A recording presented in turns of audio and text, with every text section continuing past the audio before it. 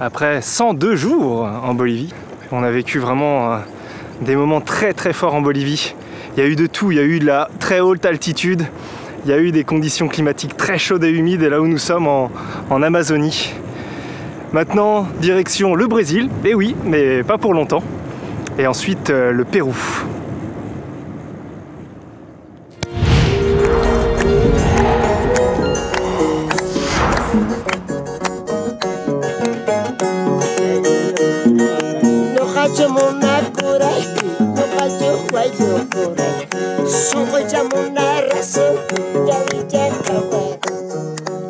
Voilà, une nouvelle aventure qui commence. Nous sommes arrivés au Pérou.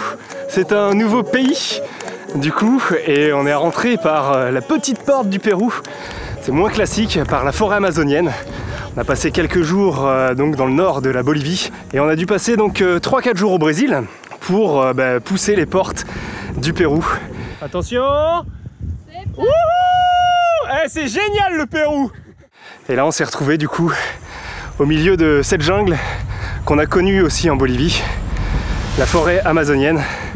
Ça fait bien plaisir, on l'a fait du coup dans 3 pays, la Bolivie, le Brésil et aujourd'hui le Pérou.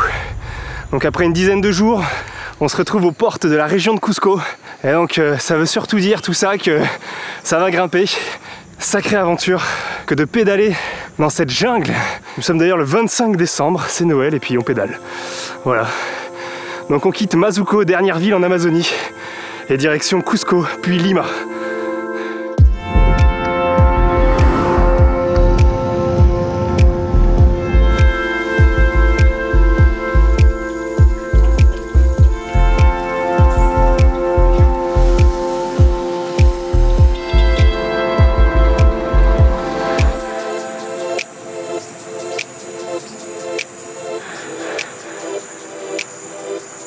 Nous sommes à peine à 600 mètres d'altitude et les nuits sont déjà fraîches. À 15 petit village du Pérou. Ça fait bien plaisir d'être hébergé. Et ça y est, on retrouve cette chaleur humaine là, des petits villages d'altitude. Ça fait vraiment plaisir. On découvre enfin le Pérou. Yo me llamo Nicasio Chihuantito Condori, el peruano cusqueño. Le desayuno au Pérou, c'est un peu comme en Bolivie. Du riz, du riz, du riz.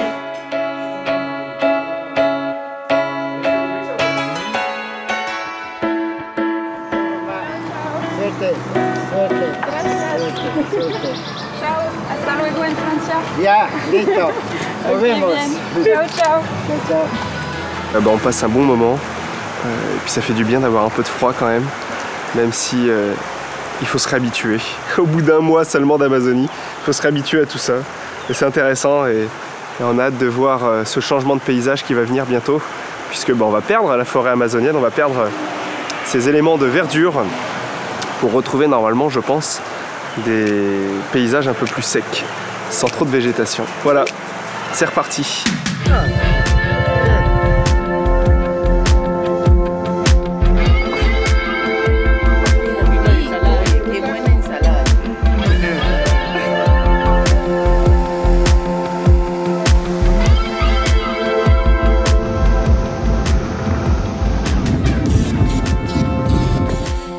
Ça y est, on commence à prendre de l'altitude.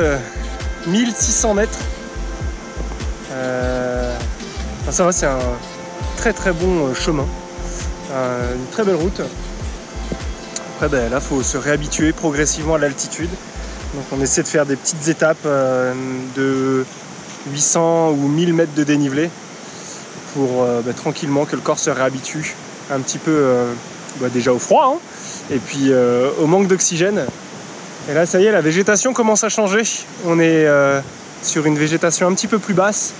Et je pense que dès demain, là, ça va commencer à vraiment se voir. Et alors, après-demain, ce sera à peu près à 3000 mètres d'altitude.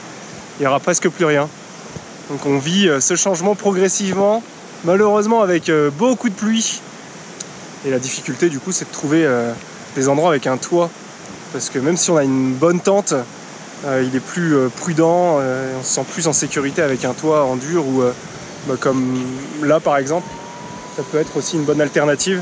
Ah, il se trouve qu'il y a un restaurant dans quelques mètres. Et bon, on va aller là-bas. Donc on a le temps. Mais on est bien.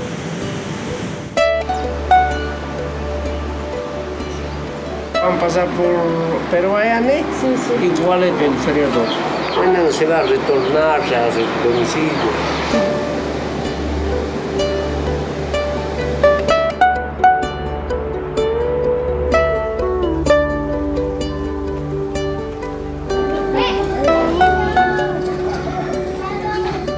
Ouh, ça y est, 3000 mètres d'altitude. On prend le temps qu'il faut pour gravir ce col. Voilà. Et là, on s'arrête à Marcapata, dernière ville, grand village, avant l'autre côté de la montagne. Eh bien, c'est en petit comité, à Marcapata, à 3100 mètres d'altitude, que nous avons fêté cette nouvelle année 2020. Oui, bien. Gracias.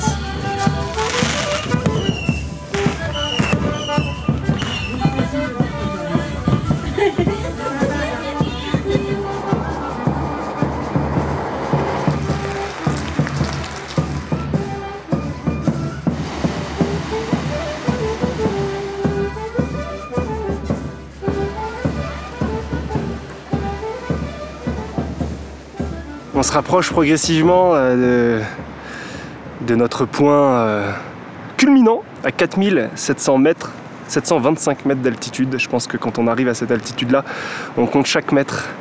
Donc après une petite nuit dans une école à plus de 4000, on y va tranquillement. Là, il nous reste en gros 700 mètres, 600 mètres de dénivelé à faire.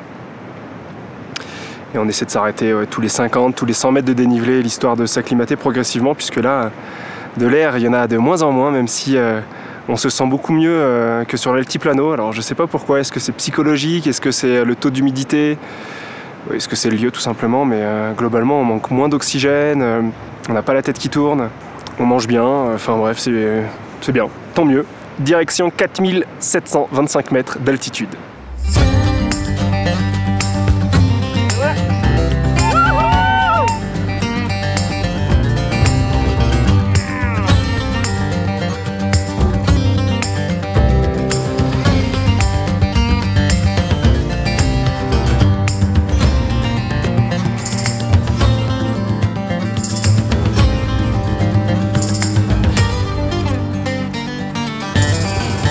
Le dernier de la bande, Guigui, nous a quittés officiellement. Depuis Abancay, nous étions ensemble. Donc Abancay, ça a commencé très fort puisque le petit frère est venu nous rejoindre avec Guillaume pendant quelques jours. Puis on a commencé dans un hébergement assez atypique, la Casa del Arbol, qui est gérée par Octavio, un homme de la trentaine, complètement fou, qui a créé une maison sur plusieurs étages dans un arbre. Donc il y a beaucoup d'enfants qui viennent en plus le voir, s'amuser un petit peu dans cette maison très particulière. C'était très sympa. Oui, bien. Et en fait, ce fou a fait la maison de Peter Pan en réel. Il y a 2 étages, il y a une dizaine de places pour dormir dans la maison. Bref, c'est assez incroyable. Un homme taré, je pense, qui kiffe l'escalade. Dingue. Et puis il y a eu une énorme randonnée à Choquequirao. C'est un site archéologique à quelques kilomètres d'Abancay, à 3000-4000 mètres d'altitude. C'était très intéressant. On a un peu souffert, même beaucoup souffert. C'était 5 jours de randonnée très rude, 1500 mètres de dénivelé de descente, 1500 mètres de dénivelé de montée. Et il faut faire aussi l'aller-retour, donc c'était très sportif, super enrichissant. Et puis on a roulé un petit peu ensemble, à 4, donc avec Guillaume, Antoine, Mayouen. Puis peu à peu, le groupe s'est de nouveau séparé. Et maintenant, direction Lima, en prenant la côte en prenant la côte, tout simplement. Voilà. Les frangins, je vous aime.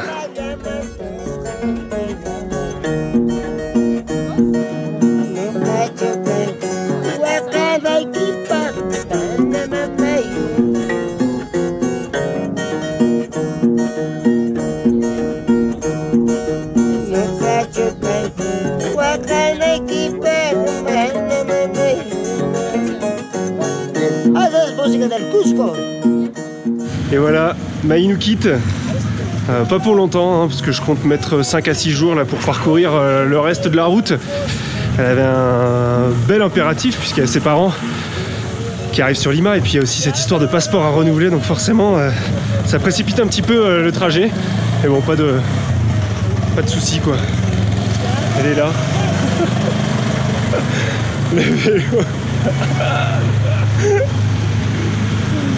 Après je rejoins Maïwen à Lima, on va chez Jean-Georges qui nous accueille, qui est un ami de notre père. Ça va être sympa.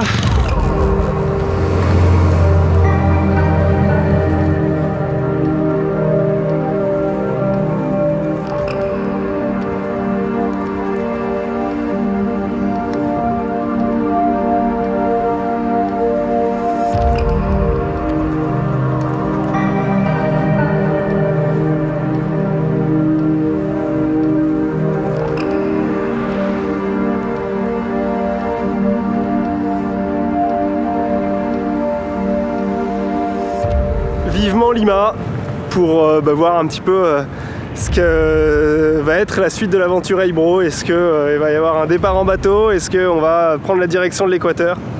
On verra!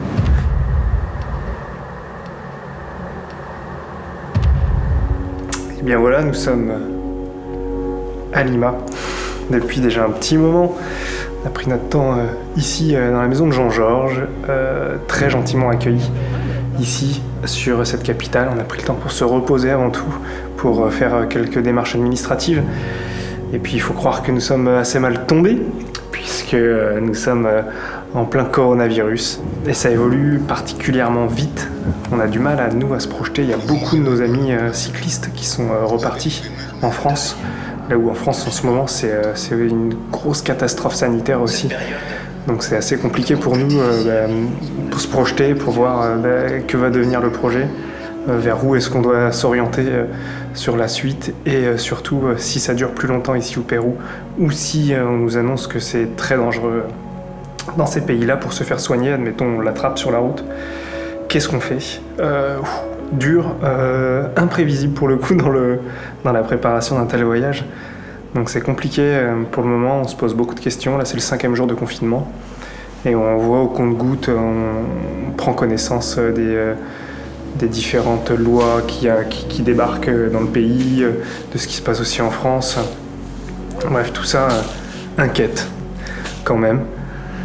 Du coup, nous on peut que attendre parce que il n'y a pas d'avion pour la France pour le moment, il y en aura la semaine prochaine, il y en aura 3 qui sont prévus.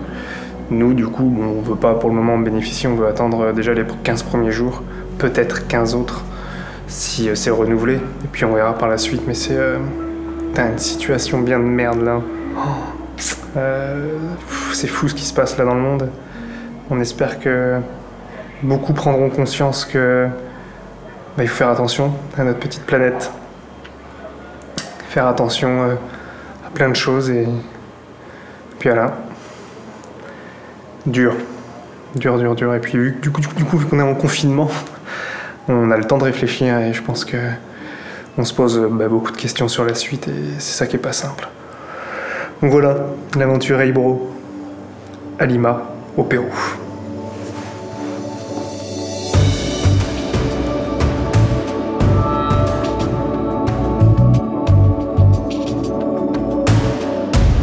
Hey, à l'Alliance française de Lima. Rendez-vous à... Gardons 1 mètre. C'est 1 mètre? Non, c'est 1 mètre 50. 1 mètre 50, c'est comme ça. Alors là, pour fumer, je vais faire ça comme ça, man. Et voilà, les respects des distances. On respecte les règles de confinement. De restriction sociale.